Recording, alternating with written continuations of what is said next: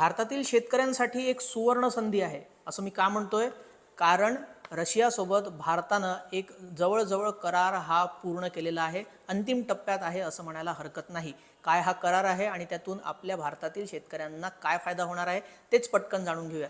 केळी उत्पादकांसाठी अत्यंत लाभदायक हा सुवर्ण संधी असणारा हा करार असेल, कारण की आपण पाहतोय सुमारे 3 ते 5 लाख मेट्रिक टन भारतीय केळी ही रशियामध्ये एक्सपोर्ट होते. म्हणजे आता त्यांच्या एका कृषी संशोधन संस्थेनं अशी घोषणा केलेली आहे की भारत रशियन बाजारपेठेमध्ये केळीचा पुरवठा वाढवू शकतो, अशी त्यांनी अपेक्षा व्यक्त केलेली आहे. तर भारत हा जगातील सर्वात मोठा केळी उत्पादक देश आहे. वार्षिक उत्पन्न 33 दशलक्ष टन इतकं भारतात केळीचं होतं. त्यामुळे भारतातून आता रशियात केळी जाणं ही भारतीय केळी उत्पादकांसाठी अत्यंत सुवर्ण संधी अशी बाब आहे. आणि कोळंबी, मासे, फळे आणि भाज्यांच्या व्यापार वाढवण्यावरही याबाबत चर्चा करण्यात आली. डिसेंबरमध्ये पुतीन हे भारतात येणार आहेत, त्याआधी हा करार जवळजवळ पूर्णत्वास जाऊ शकतो.